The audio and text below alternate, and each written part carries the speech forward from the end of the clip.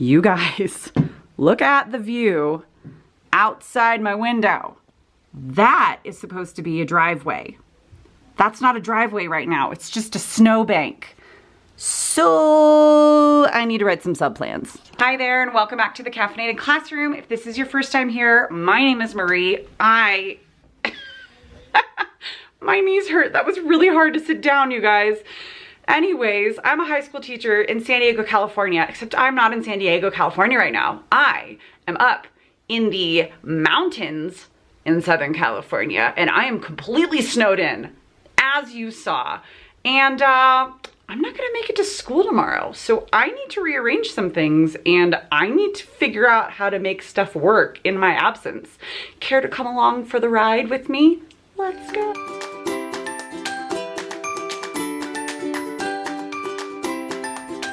Okay, so I think it's pretty clear. I am definitely not gonna make it to at least Monday this week at school, but like possibly Tuesday. You saw what it looks like out there. The people who cleared the snow have to get dug out before they can come and clear the snow. Like that's the level of snow that we're at. It's awesome and a lot all at the same time. And I have promised my children that I will take them out in said snow in just a few minutes, but I am definitely feeling the weight of being gone for at least 1, if not 2 days. Hopefully that's it.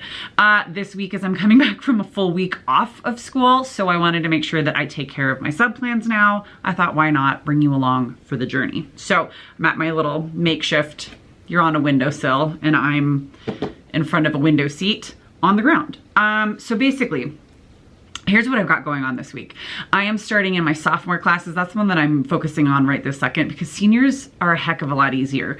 I already know where we're going and I can give them much looser instructions. Sophomores, on the other hand, I am so thankful that I co-teach with a really good friend of mine because we plan together and we do things. And she basically was like, tell me how you want to rework it and we'll just rework it. And I was like, cool, here we go. So we're starting my favorite unit. Of course, I'm missing the beginning of it. You know how like there are those units that are just your favorite sometimes? Here's mine. One of my favorites, dystopian choice novel unit. I love this unit. It's one of the first like really legitimate choice novel units I ever planned and have taught. And it just brings me like so much, and it's got some of the best books. Oh my gosh, some of the best books. So tomorrow, Monday, we should be doing a book tasting. And I would like to put a fat pause on that because I was gonna go in today. I know, I'm that girl sometimes. I just didn't feel like getting this ready before we went out to break and I was gonna go in and get all of the books ready for a book tasting so they'd be ready for first period. But I'm not at home, so I can't go to school. So I'm thinking we will push the book tasting to a different day and start with a supplemental text instead. So here's what I'm looking at, I'll show you. I have got my calendar, which as you can see, can you see? Yes. It's a 4-week unit. And we end right over here at finals, which is the very end of our quarter. And then we move in to the last quarter of the year. But so basically the first 3 weeks of any given novel unit that I do, but especially with choice novels, is mostly the like reading and consumption and analysis and discussion and like all of that, just taking in all of the information and taking in all of the texts. And processing, and then the last week is normally some sort of a product of sorts. So, and this unit, by the way, I have on my website. If you want all the teaching materials and the slides and all of that good stuff, it's there for you. Today, we're just gonna talk about the first like 3 days, because what I have for the first 3 days are a book tasting, fine, easy enough to move, and our first supplementary text, which is an article on censorship because it's dystopia.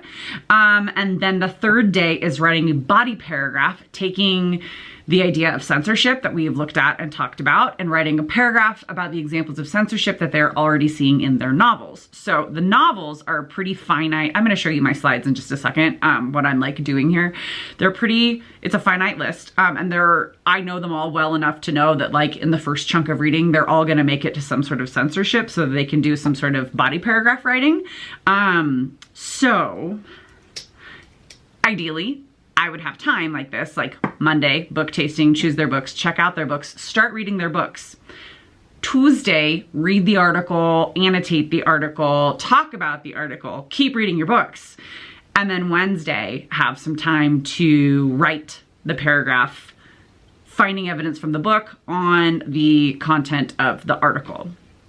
So the thing that I'm struggling with, that you're hearing me talk slowly as I think through, is I built in a lot of time on those first 2 days as I'm looking at it, like literally book tasting and that's it, censorship article and that's it, so that they could read. So I think what I'm gonna have to do is maybe, we already did a mini unit on an introduction to dystopia. Then we read and studied Fahrenheit 451. Then we went to a week break. Now we're coming back to do all of the same like activities and to sharpen the skills basically that we've already been practicing with choice novels. So I'm thinking maybe we'll do tomorrow some sort of a self-guided something having to do with getting back to dystopia and the elements of dystopia, because that's what we talked about at the very beginning of the quarter. Maybe I'll bring that back. I think that's a good idea. Thank you all for being here for this moment. I think what I'm gonna do is put together some sort of a movie trailer, self-guided something to go along with the censorship article for tomorrow, where they're gonna find evidence of censorship in different movie trailers that are dystopias. I should write this down while we're talking about it. Movie trailers, everything. Okay, now I'm gonna actually show you what I'm going to be doing and moving around for these sweet little kiddos. And then I have to put it all together. So here we go. Okay, so here we have my slides. As you can see, this is my essential question: in the midst of extreme uncertainty, how do you find your voice? And then the unit calendar that I showed you on paper down over here that I've been taking my notes on. So here's what I think I'm gonna do, and it's actually, I guess I should probably finish whoever chooses the Maze Runner is gonna have a hard time. So there's their book tasting. Like, this is the list of books we'll be looking at: The House of the Scorpion, The Maze Runner, Red Queen, The Gracier, Unwind, Uglies, and The Hunger Games. So I think I'm just going to move that to Tuesday. And then this censorship article, I will put in some more to it. This is just an article that I got from Common Lit. If you've not used Common Lit, commonlit.org, you should, because it's phenomenal. So I'm going to enter in some instructions here about, here you can see my little notes, movie trailers, Fahrenheit, Harrison Bergeron. So they'll read the article first and then come back and be making some connections to different texts.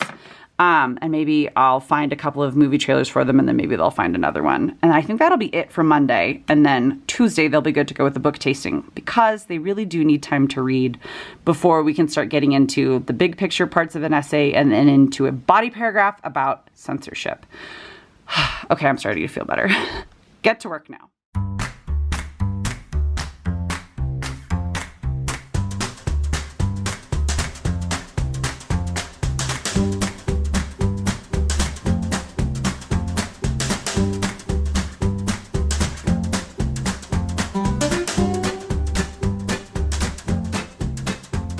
Okay, I think I have it nailed down exactly what they're going to do. So I'm gonna show you what I have put together, simply because, like, sometimes those moments of desperation are where you get some of the best ideas. You know what I mean? Okay, take a look.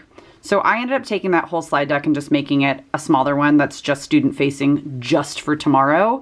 And I found a little TED Ed, how to recognize a dystopia. It's a nice little, like, slow launch re-entry into the atmosphere of education after a week off.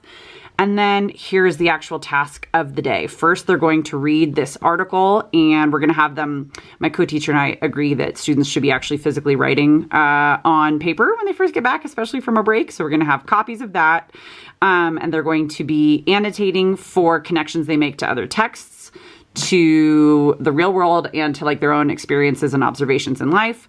Then they're going to, then on the back is going to be this little sheet, which I know is kind of hard to see. Identifying censorship in dystopian stories. So basically, we've looked at Harrison Bergeron together. We looked at Fahrenheit 451 together. What are some examples you remember of censorship there? And then there are the movie trailers I was talking about. I'll go back to the slide in a second, but Divergent, Ready Player One, and The Giver. And they're looking for elements of dystopia, which we looked at earlier in the quarter, as I told you, and elements of censorship, and they're all linked here.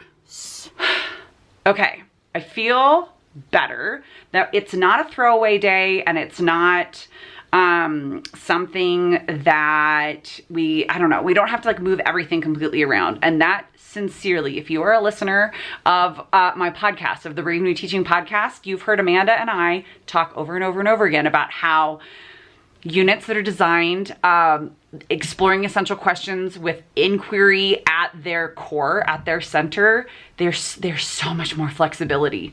If you have been through our course Curriculum Rehab, you are seeing the benefits of this play out, hopefully in your own classrooms, like you've had time to actually implement the things that you worked on in Curriculum Rehab, because that's exactly what I just went through right now, is making sure that I have all of the pieces in place. I know where students are going, I know what they're going to be doing, and I am truly backwards planned to the point where I can move stuff around, and it's like a little puzzle and it's fine. And you know what it's time for right now, friends? It is time for me to put on my snow pants, my snowveralls, if you will, and go throw my kids around in some 10-foot snowdrifts, because when you're stuck inside in the snow, that's just the right thing to do. Thank you so much for watching. Thank you for coming with me on this little journey of putting together, fixing basically and rearranging my schedule for the week so that I can make sure that my students are gonna have a really impactful and purposeful day while I'm stuck in the snow. Anyways, like I said before, links to all the stuff I was talking about will be down in the description box or in the blog post attached to this video. Thank you for watching, and I will see you next time. Bye.